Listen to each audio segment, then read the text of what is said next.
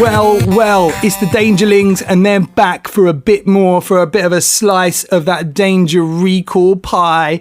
Oh, it's sweeter than sweet potato pie. Have you ever had sweet potato pie? Of course, it's delicious, isn't it? I love a bit of that. I made it once. I should make it again. Anyway, I'm veering off onto a different subject. Let me introduce. Oh, I've got so many guests.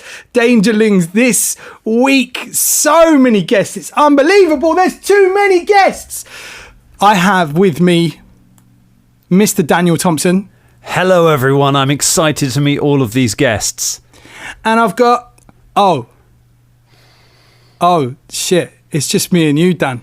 Oh, my goodness. That's exciting. Exciting. What are we going to do? Shall I just get a load of pies in? I'll get a load of sweet potato pies on mic. Oh, some sweet potato pie. Oh, yeah. I love a bit of sweet potato pie. Have you ever actually ever had that, by the way? I'm not sure I have. It sounds delicious. I absolutely get the idea of it. It's a bit like a pumpkin pie, I guess. Yeah. You know? It's a sweet thing, obviously. Something that you would eat. I made it once. It's a very American thing, I believe. The sweet potato pie. So what's it got like marshmallow on the top or cream? Do you know, I think you can chuck some marshmallows on there. To be honest, it was about 8 years ago that I made it, so it's not a regular thing. It's probably gone off by now, mate. I'll be honest. Oh yeah. Here it is, sitting next to me on the floor, just growing mould and investing my lungs with a bit of investing. That's right. I'm sticking with it. Investing my lungs with mould. All right. What have you been up to, Dan? What's going on? Oh my goodness! I just went out. We're recording slightly late because I went out to collect a parcel today.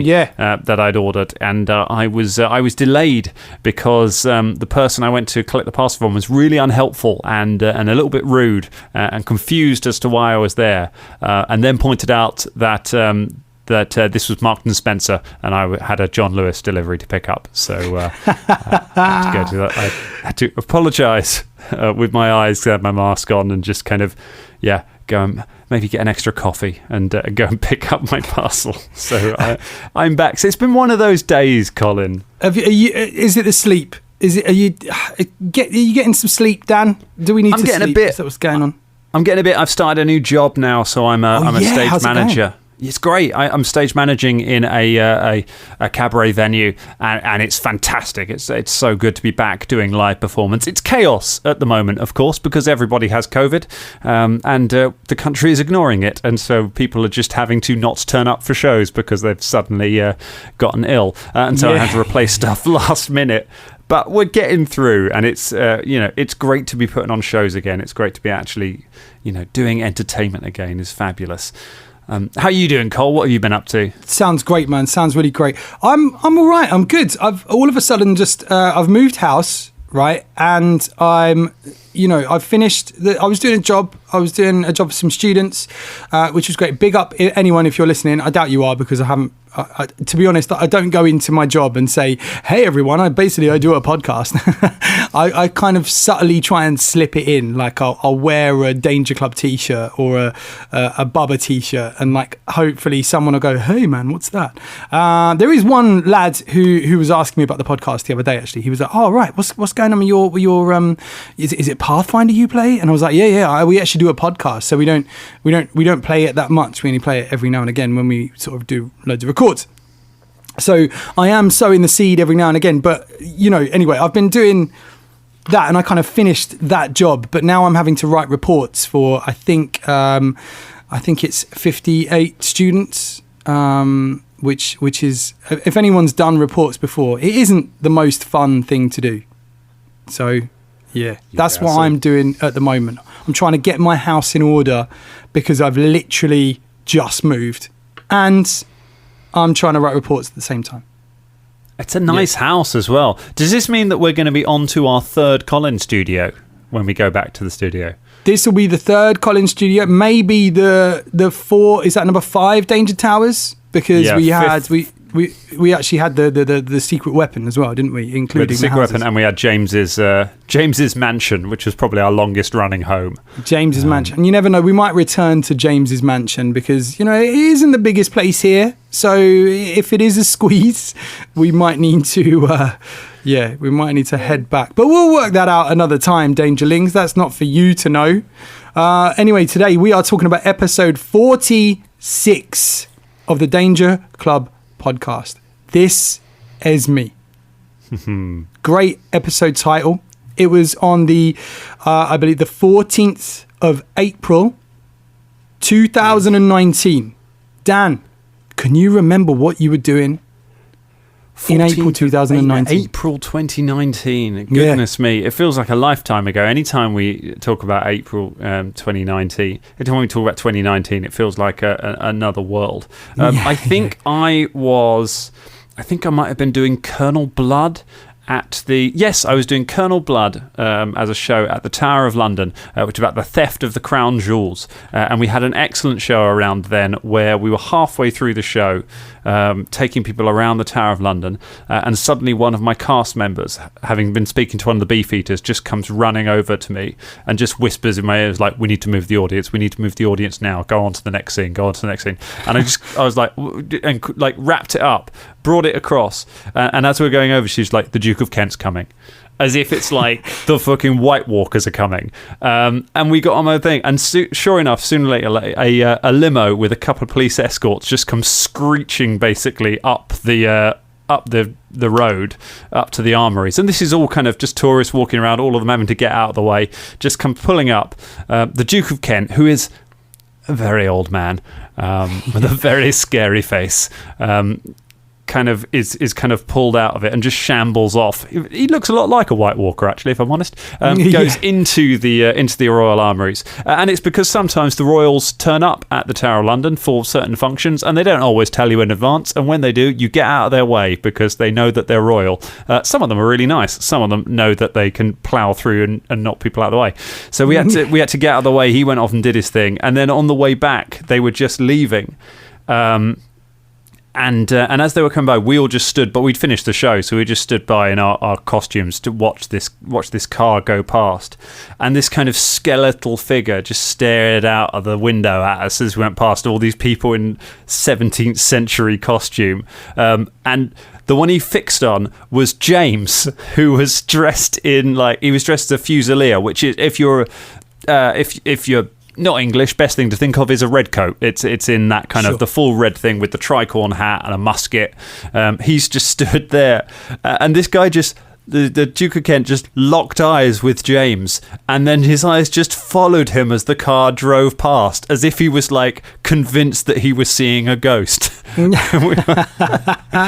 Like, why James? Why is James the one thing he fixates on? So weird. Yeah. So weird. So that's what I was doing in April of 2019. Oh, that's good to know, actually. That's really good to know.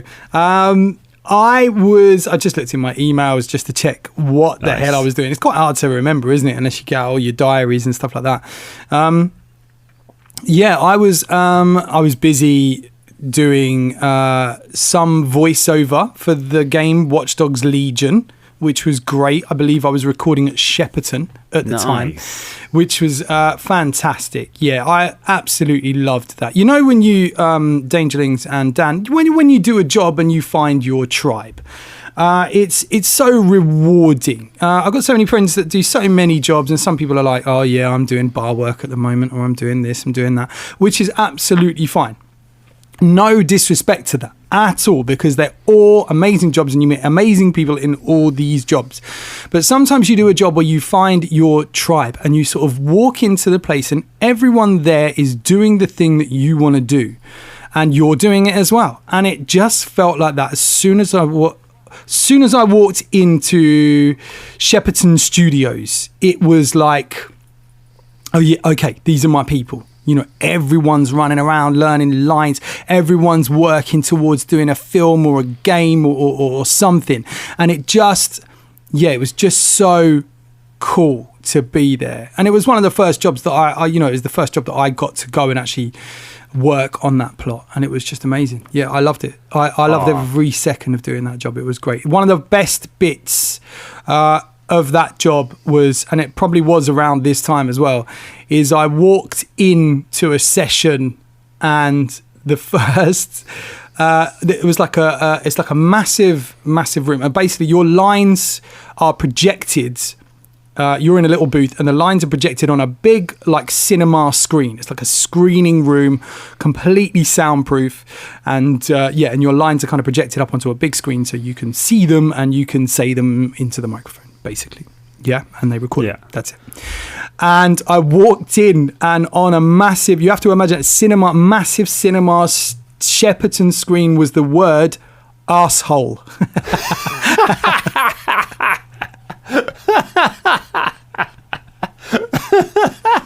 It was great.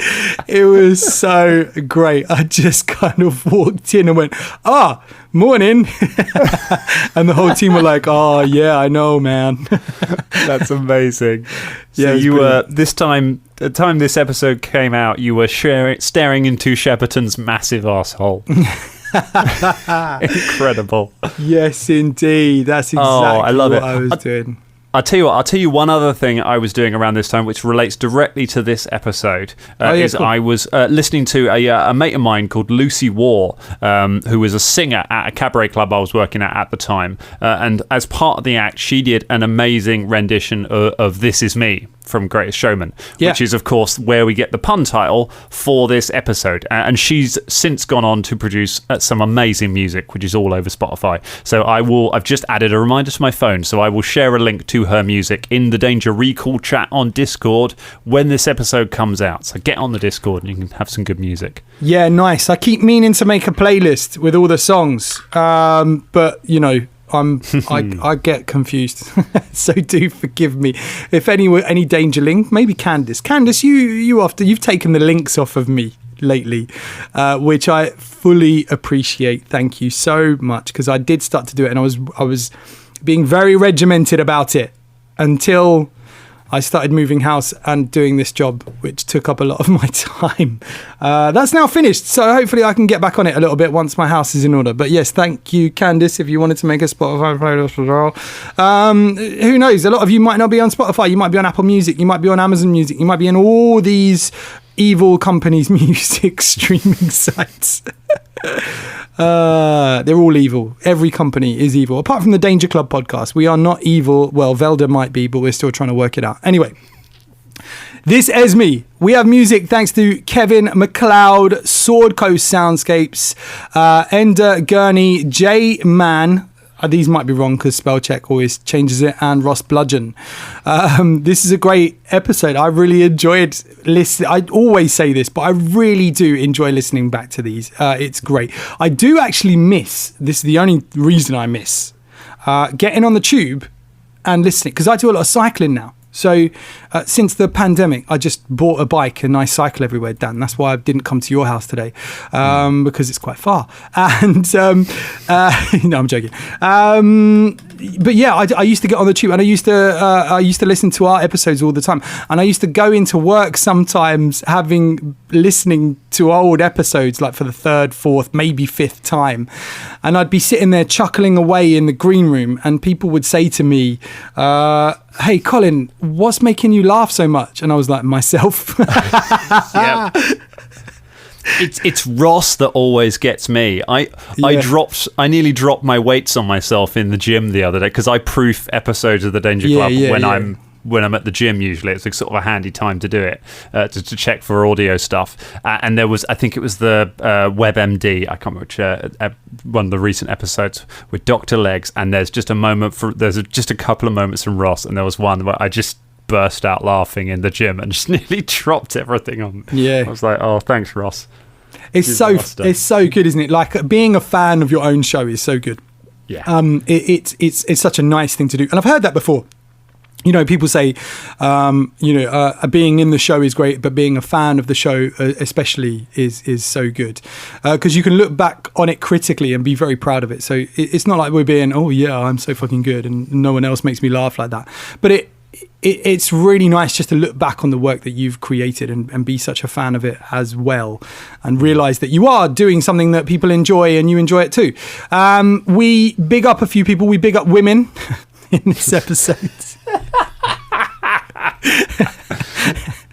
Which I just want to do again. I just want to big up women because I think it's good to do that. We have Buying a Stairway of Zombies as a song.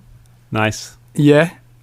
Which, obviously is Stairway to Heaven by Led Zeppelin, which you're not allowed to play in certain guitar shops anymore, are you?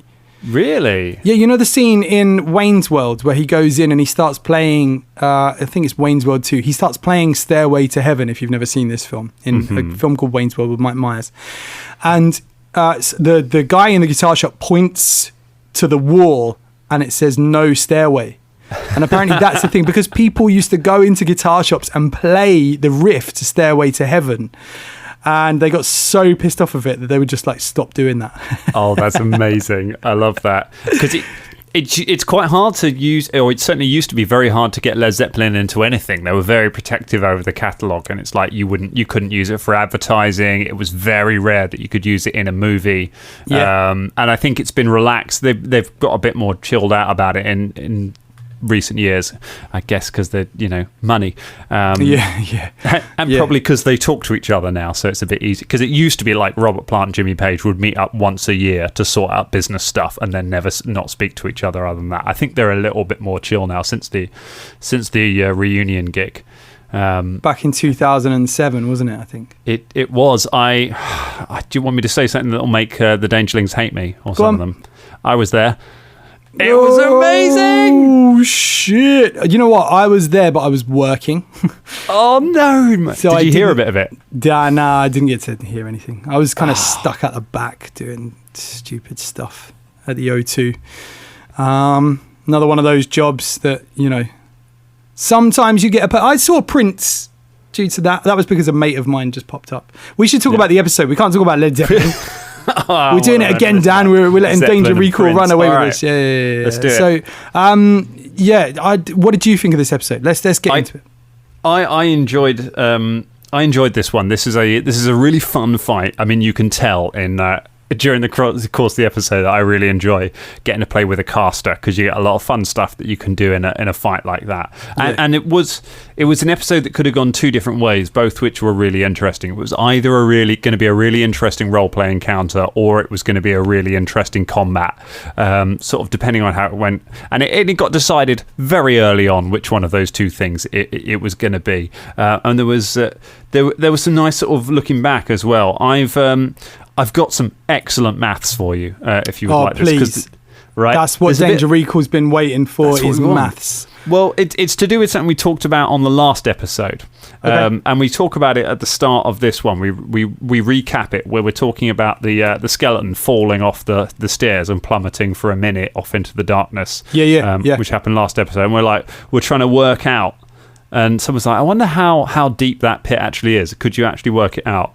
Well, I can tell you, Colin, if we assume the average height and weight of an adventurer, if we just assume that it's a race, say it's MZ or Velda, or probably not Fulton, he probably weighs more, but an average weight adventurer, if they fell for a minute, and this is a back of the internet calculation based on some skydiving websites, they would fall roughly 57,913 feet.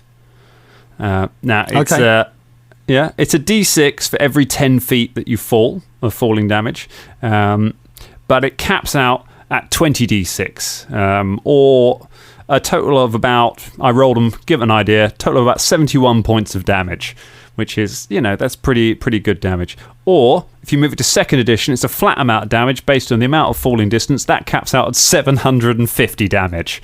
Wow. So that's kind of about, it's probably about 100 Fultons or something at this stage, how many was killed.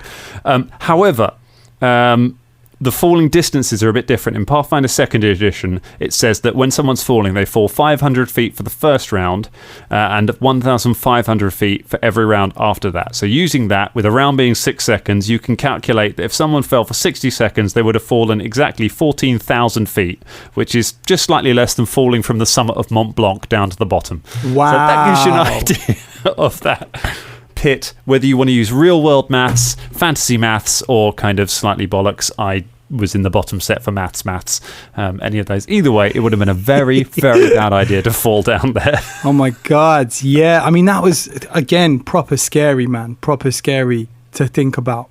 Good maths. Good maths.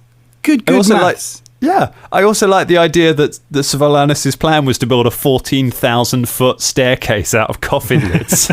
I want to know where he got all the lids. I mean, I know it's an ossuary and I know there's a lot of lids, but he got quite far down with those lids. He did all right. We're going to let him slide with the amount of lids that he used, because that would probably take like a long time, man. We're in a fantasy world. He's definitely going to have run out. Like, he'll get like, he'll run out or use every bit of wood anywhere and just be like, well, this was a dumb idea. This was never going to work. Never going to get down there. Oh, well.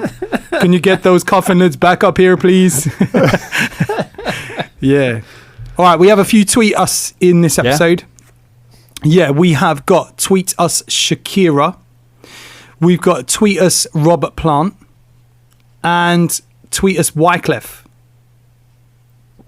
Nice. Is it Wyclef Jean or Wyclef Jean? I never worked it out. Wyclef Jean, I think. Okay, that makes more sense. Yeah, it's kind of French, isn't it? I guess. Not that he's French. But, yes. Tweet Shakira, Robert Plant and Wyclef. And we discussed whether Robert Plant and Shakira have ever been in the same room. And I'm still yet to work that out. So, If you know that, Dangerlings, let us know. Yeah. So, Velda walks in. The curtains have parted and Esme is there. Velda messages the rest of the group to get over and, that's what's going on. That's what is going on. And it's kind of... we got a few song references as well. We had Fix You by Coldplay. I'm not going to get into it too much. We had Might As Well Jump. That is by Van Halen, I think. Yeah, Might As Well Jump. Yeah, what a song. A few, I mean, it's just called Jump, isn't it? There's a few songs called Jump. There's Crisscross Jump. There's Jump by Van Halen. There's others. I can't remember any more off the top of my head, but I know there are a few Jump songs. So then Esme sort of works out that we aren't supposed to be there, and then we roll for initiative. But before, me and Em and Fulton Em decides really that Fulton shouldn't jump across this cavern and that we should push a bookcase. Now, maybe I'll leave this until later on. Yeah. But no, I'll say it now. If we'd have all dragged the bookcase before we'd have gone over, then we would have all been over by, as a team. Yeah. This is another moment of us not working as a team. It is. So, because you guys were really confused about this, you were like, well, how does he go to see her? Does he have magic, or is there some kind of... And it's not. It's just that she's got the bridge. She's got the planks of wood. So if he wants to go and see her, he's like, my love, can I have the bridge? And she just puts a plank across and he walks it across. So if Velda and Caragor, although granted they were very busy at that point, but if they'd had been able to somehow distract her to have a look around, then there's a couple of planks of wood over there that they could have put across to make it easy to get across. Right. Okay. But the bookcase sort of works as well. It's interesting because it is possible to avoid combat in this one. Esme, do you want me to tell you who Esme is? Yeah, do. That'd be great, actually. Who she is. So Esme is she's Svalanus' first project, effectively. She is a woman who was terminally ill. Her body was wasting away. She knew she was going to die. She found out that Svalanus was doing this research to try and cheat death through alchemy, to try and be able to make people live forever, which, remember, was his original goal, not destroy the world with zombies. Yeah. He experimented with her. They fell in love. And he finally worked out how to do it. And he managed to basically grant her undeath using chemicals without her losing her mind. But what he failed to do, where his mistake was he didn't manage to stop the decaying process. So she kept living or unliving, but her body carried on rotting as if it was dead, as if it was a zombie. He then he got furious and destroyed all of his notes and all of that, and then put her up in this room with a couple of zombie servants to look after her.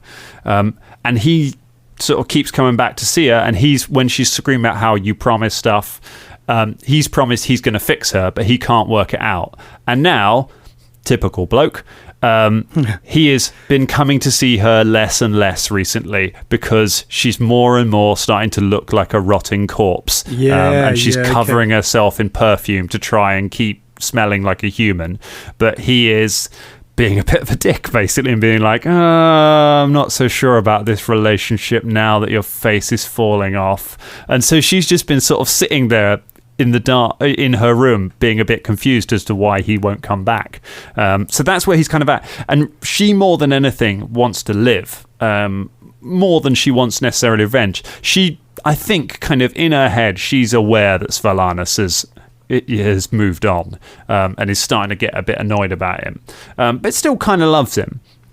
So there is a sort of a path through this where if you guys present her with a thing where you're like, you know what, this is over, he's dead, but you don't have to die. Why don't you go and live your life? There's a way of basically just she will accept that, and if during the fight things had gone against her, she might have stood down and surrendered and left. Wow, okay. So you could have made a deal, essentially. You could have made a deal. It went out the window very quickly. Yeah, of course. When Caragor deliberately got Sverlanas' name wrong. Because it's like, she's just like, who are you? Where's my husband? And he's immediately like, I don't know where Svetlana is. And it's just like, wow, that's a really cold thing to say to somebody when they think you might have murdered the person they love. It's just like, she's just like, well, that's it then. There's no coming out of, from that point on, it's very hard to get out of that one alive. Again, the Danger Club just falling on its sword by doing something that we've created, which is quite funny to us, but actually will be our downfall. It's a real you're in the start of a real hubris run on this that peaks in the episode afterwards and then kind of stops in the ones that come after that when we get back into Kermaga and really bad stuff happens and then everyone kind of dials back. But this is the peak of the Danger Club squaring up to everybody they meet and it not going so well for them. Yeah. Oh, well, that's the Danger Club for you. We do have another tweetus. I forgot about this. We got Tweetus Primark. Good old Primark. I mean, fast fashion and stuff like that. Yes, really bad. But, if you've got kids and you need a lot of clothes, then it's good. Kids go through a lot of clothes, don't they? They do. I remember meeting a guy on a tube and he was like, he had a pair of like white, Primark used to do these like white plimsoll trainers. And, it was like the thing to wear. You wear skinny jeans and you'd wear white trainers or white plimsolls. And this guy was like, oh yeah, man, I'll just buy a pair every week and then throw them away. Jesus. Oh my God. And I was like, bro, that's so wasteful. And he's like, yeah, I know, but my trainers are always white. And I was like, yeah, cool. All right, fair enough. You gotta have your white trainers, man, if you're going out in Camden, It's a good fight, It's a good fight. We have a good fight. Shania pretty much does everything with the fireball. And the rest of us kind of dance around. I mean, I've got a note here that says the bookcase team is shit.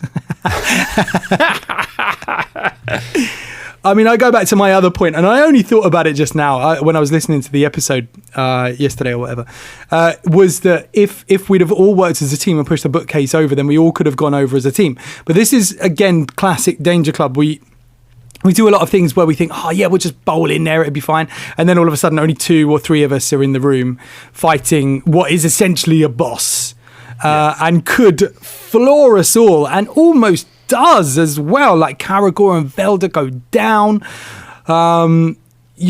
Fulton and I, we run in there. Fulton could have easily got taken out and I could have just like been killed in the ossuary when a little bit later on. but yeah, it's pretty crazy, isn't it? Because M gets that spell put on him, and he ends up getting frightened. He runs like 60 feet away. And go on, what was you going to say? Sorry. You know how you can tell that it's a tough fight? Because Scott and James are querying everything at every round. And they only do that when it's a really tough fight. James will do it on any time he takes damage. James will be like, well, why is it that much? Are you sure it's that? Well, I'm not there, am I?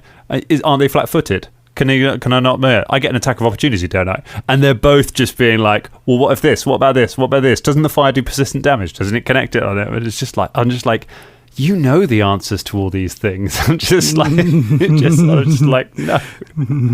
It's just a really tough fight. This is a tougher fight than the Svalana's. This is the toughest fight in the Ossuary. Which makes sense. It's the last one that you guys do. But because she has her mates, the fact that Velda manages to get the Control Undead wand off and take control of one of the handmaidens, that's really clutch. That turns things really well. But also it makes the fight go on longer than it was, because there's a point in it after Velda and Caragor have gone down where there's a moment where she looks up, she looks at the zombie and then looks at all of you and like hesitates for a second, and that's basically, she's been beaten up, she knows she's losing. That's the point she would have surrendered. But because she knows magic, she knows Control Undead, she knows that with Velda unconscious, this zombie is going to keep trying to kill her no matter what. So she can't surrender. Even if she surrenders, the zombie's still just going to eat her face off. So she has to keep fighting at that point.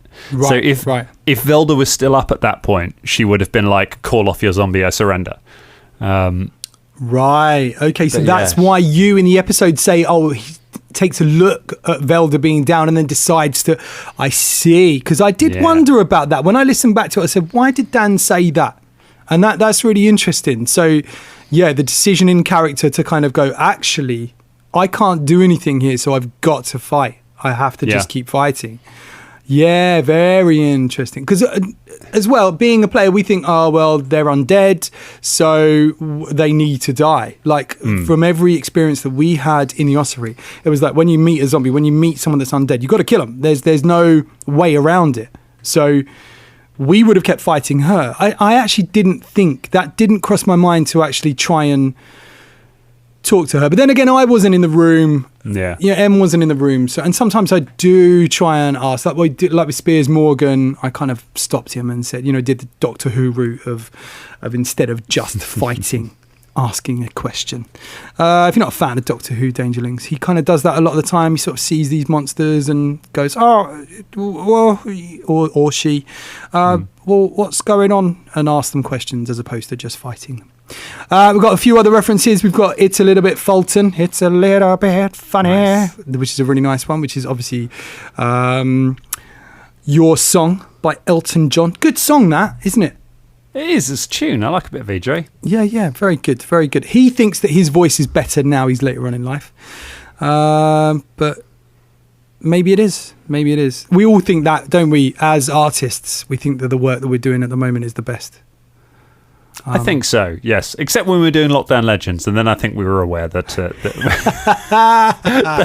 on those early ones when we were like, oh God, we forgot to record. And oh God, how does this work? Yeah, I can't wait to re-listen to Lockdown. I did a little tweet about it a little while ago because I put them all on YouTube. Yeah, I saw that. There's some really nice story in those. The audio is a bit ropey, but there's a lot of people skip Lockdown Legends because they're just like, I just wanted to jump straight back to the main story. Yeah, and if you haven't, go back and listen to it because there's some really nice. The episodes with young Velda and the episodes with young Shania they're so good. The other ones have got fun stuff as well, but those ones are so great. Yeah, it's really good. We hadn't really worked out how to record remotely at that point in time. We still make mistakes. I mean, like we were back in the studio for a few episodes a little while ago, and then we went back to remote recording because we couldn't all get together. And it was easier to remote record. And we completely messed it up, Dangerlings. We got it all wrong. We all forgot to put our mics on, and I had to adjust all the audio and use some Zoom audio, some blah, blah, blah. It is what it is. I mean, remote recording is what it is. It's amazing when you get it exactly right. And we started getting it exactly right, and then we forgot how to do it after 6 weeks. So yeah. Anyway, yeah, but that is the episode, really. I mean, it's a really good fight. We've got a few spells thrown around. We've got a few hits. I love this Velda message that she gives to M. It's really passive aggressive, where we're obviously struggling to get over again if the team had have been unified. And this is no disrespect to anyone, because I didn't think of it either in the moment.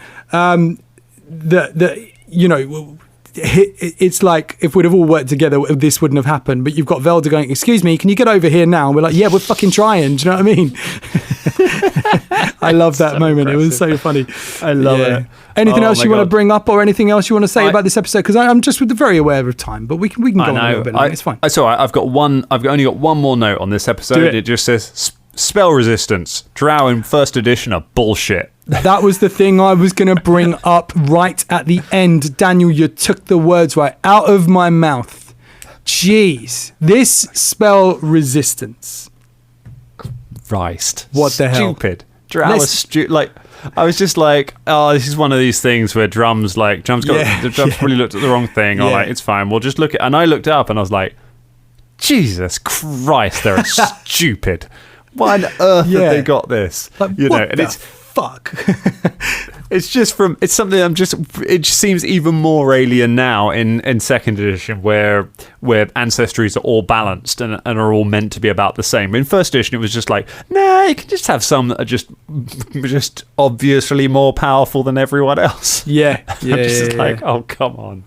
They have sorted that out a bit, haven't they? And the only last thing I want to say is chorizo chicken trouser tent.